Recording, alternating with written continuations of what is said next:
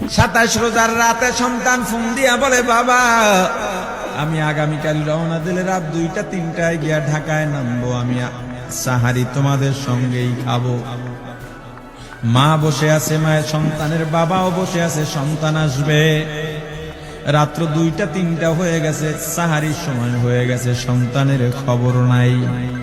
শেষ টাইমে মা বাবা সাহারি খেয়ে ফজরের নামাজ পড়ে দরজার মধ্যে অপেক্ষা করতেছে, সন্তানের খবর নাই। 8টা, 9টা, 10টা বেজে গেছে, মায়ের মনটার ভালো লাগে না।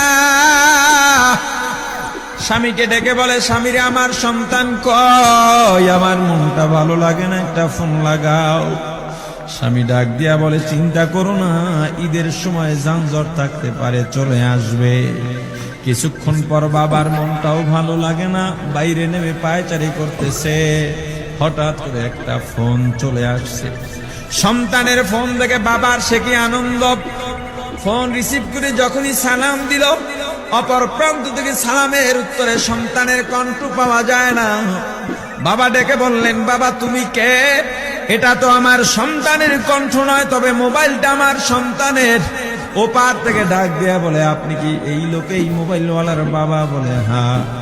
আপনি এখনো বাড়িতে কি করেন? আপনার যেই সন্তান ঢাকা থেকে গাড়ি নিয়া 2500-এর দিকে রওনা দিয়েছিল, ওই গাড়িটা 2500 পৌঁছতে পারে নাই। পথিমধ্যে সংঘর্ষে রাস্তার মধ্যে অনেকগুলো মানুষ মারা গেছে, অনেক যুবকও তার মধ্যে আছে। রাস্তার পাশে সাদা কাপড় দিয়া ঢাকা। দেখেন আপনার সন্তান এই লাশের মধ্যে আছে কিনা। মোবাইলটা আমি রাস্তার পাশে পড়ে পাইলাম। বাবা পাগলের মতো একটা দৌড় দিছে। মা মনে করছে সন্তান বুঝি কাছাকাছি চলে আসছে।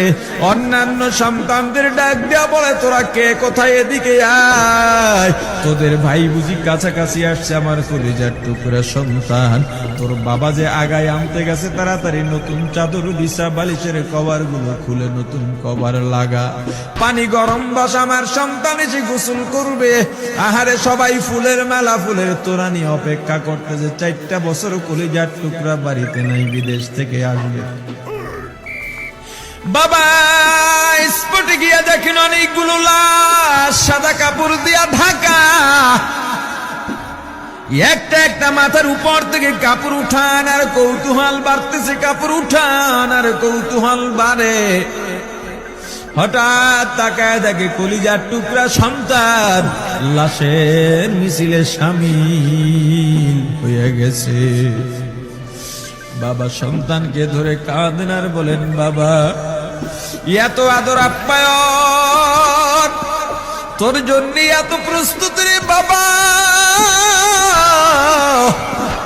তোর মা তোর পথে বসে আছে রে বাবা, কি জবাব দিব বল? তুই যেদিন রওনা দিয়ে বিদেশ চলে গেলি, তোর মা সারা রাত ঘুমায় নাই, দরজায় গিয়া তোর পথের দিকে তাকা রইছি। কত রাত আমি মা, আমি বাবা দেখলাম তোর মা গভীর রাতে বিছানায় নাই। খুঁজতে খুঁজতে দেখলাম দরজায় গিয়া তোর মা কাঁদে। কত রাত তোর মা তোর জন্য নামাজ পড়তে পড়তে রাত্রটা নির্ঘুম কাটায় দিছে রে বাবা। কত রাত তোর মা তোর জন্য দোয়া করতে করতে নির্ঘুম রাত্র কাটায় দিছে। এই 4 বছরে 8টা ঈদ, ঈদের সময় আমরা নতুন কাপড় কিনছি, নতুন কাপড় পরছি। তোর মায়ের জন্য আমি নতুন শাড়ি এনে খাটের উপরে রাখলাম। ঈদের নামাজ পড়ে এসে দেখি কাপড়টা খাটের উপরেই আছে। তোর মা প্রথম ঘরেও নাই, মাঝের ঘরেও নাই, পেছনের ঘরেও নাই। খুঁজতে খুঁজতে গিয়া দেখি তোর মা কিচেন রুমে আছে। ওই নাস্তা নাড়াইতেছে, দুধ নাড়তেছে, দুধ উথলাইয়া পুইরা যাইতেছে, খবর নাই। আমি তাকায় দেখলাম তোর মায়ের 2 চক্ষু দিয়া টক টক করে পানি পড়তেছে। ডাক দিয়া বললাম, ওরে বিবি, ঈদের দিনে তুমি কেন কাঁদো? তোমার জন্য শাড়ি আনলাম, সেটাও কেন পরলা?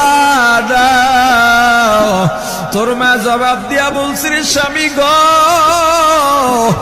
আপনারা যখন নামাজের জন্য রওনা দিয়া গেলেন, আমার অমুক সন্তান আপনার সঙ্গে যায় নামাজ দিয়া নতুন পোশাক পরে নামাজে রওনা দিয়েছে, কত সুন্দর লাগছে দেখতে। হঠাৎ করে তাকায় দেখলাম আমার কলিজের একটা মানিক আপনাদের সাথে নাই। আমার মনটার ভালো লাগে না, আমি ফোন দিলাম আমার মানিকের কাছে। ফোন রিসিভ করে বলে, মা নাস্তা বানাইছি, খাইছি, এখনো ছুটিতে আছি, আনন্দ করতেছি, ঘোরাফেরা করতেছি, কিন্তু আমি মায়ের মত। আমি বললাম, বাবা তুই আমাকে পেটে ধরিস নাই, আমি তোকে পেটে ধরছি। আমাকে খুশি রাখার জন্য কত কথাই না বললি, ঈদের টাকা পাঠাইলি, তোর টাকা দিয়া তোর বাবা জামা কিনছে, তোর ভাইরা জামা কাপড় কিনছে, তোর টাকা দিয়ে পরিশ্রমের টাকা দিয়ে আমার শাড়ি কিনছে, গহনা কিনছে, কিন্তু তোর পাশে আমি হাতুড়ের বাড়ির শব্দ কেন পাই? আমার সন্তান বলতে চায় না, পরে বলে, মাগো কাজ করতে আসছি, টাকা নিয়ে কাজ করি, ঈদের দিনেও আমাদের ছুটি দেয় না। ওরে স্বামী বলে, ঈদের দিনেও যেই সন্তান কাজ করে, এই শ্রমের টাকার শাড়ি আমি মা কেমনে পরব রে? ওরে বাবা, আজকে তুই আসবি, খবর শুনে তোর মা এক সপ্তাহ আগের থেকে ঘুমায় না, তোর জন্য কত রঙের পিঠা বানাইছি, তোর জন্য কত আয়োজন, আমি তোর মাকে কি বলবো বাবা বল।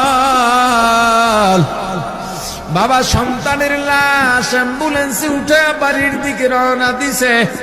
আহারে বাড়ির কাছাকাছি আসছে, এদিকে মা দরজায় গিয়ে অপেক্ষা করতেছে, গাছের আড়াল দিয়া পথের দিকে তাকায় আছেন। দেখেন একটা গাড়ি আসতেছে, মায়ের সে কি আনন্দ, বাড়ির মধ্যে দৌড় দিছে, তোরা কই তাড়াতাড়ি আয়, ফুলের মালাগুলা নিয়ে আয়, গাড়ি এসে পড়ছে। বাড়ির দরজা দিয়ে যখন অ্যাম্বুলেন্সের হরেন দিয়া ঢুকতেছে, হুইসেল দিয়া ঢুকতেছে, মা একটা চিৎকার দিছে, ওরে এই মরণ গাড়ি আবার বাড়ি কেন, কার কপাল পুরুষে?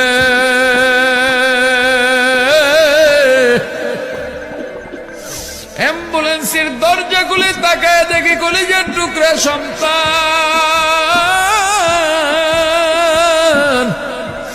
এমন ঘুমাইছে, আর জীবনেও উঠবে না। মা কাঁদেন আর বলেন, ওরে বাবা এটা তোর বিছানা নয়, নতুন চাদর বিছাইছি। বোন কান্দে আর বলে, ভাই আরে তোর জন্য ফুলের মালা পরাইছি, ফুলের মালা বানাইছি, একটু মালা পরাবো। মা ডেকে বলেন, রে সন্তান, 4টা বছর আমি তোর মা ডাক শোনার জন্য অপেক্ষা করছি, তোর জন্য গরম পানি করছিলাম, গোসল করবি, সেই গরম পানি যে তোর জীবনের শেষ গোসল হবে বুঝি নাই। ওরে পর্দালের মাগো, আর কোন ভাষায় বুঝাইলে বুঝবারে মা, দুনিয়ার জীবনটা ক্ষণস্থায়ী, এই দুনিয়ায় নাফরমানি করা যাবে না, এই দুনিয়ায় নাফরমানি করা যাবে না, অহংকার দেখাবার কিচ্ছু নাই, এই দুনিয়া ছেড়ে যাওয়া লাগবে। আল্লাহ এত দয়া করছেন, মায়া করছেন, ওই আল্লাহর সঙ্গে নাফরমানি করো না রে ভাই, ওই আল্লাহর নেয়ামতের অশুকরিয়া করো না, আল্লাহর নেয়ামতের শুকরিয়া আদায় করো, দুনিয়ার সব মোহ ত্যাগ করো, দলের মায়া ত্যাগ করো, দুনিয়ার মায়া ত্যাগ করো। এ আওয়ামী লীগ বিএনপি যারা করো, ক্ষমতায় যারা বারবার যাও, ক্ষমতায় তোমার দল গেলেই তুমি দাপট দেখাও, যুবকরে তোর 2টা পা ধরা লাগলো, পা ধরো রে ভাই, এই ক্ষমতা কিচ্ছু না, দাপট কিচ্ছু না, ওই কিয়ামতের ময়দানের নাজাতের চেয়ে বড় দাপট আর কিচ্ছু নাই।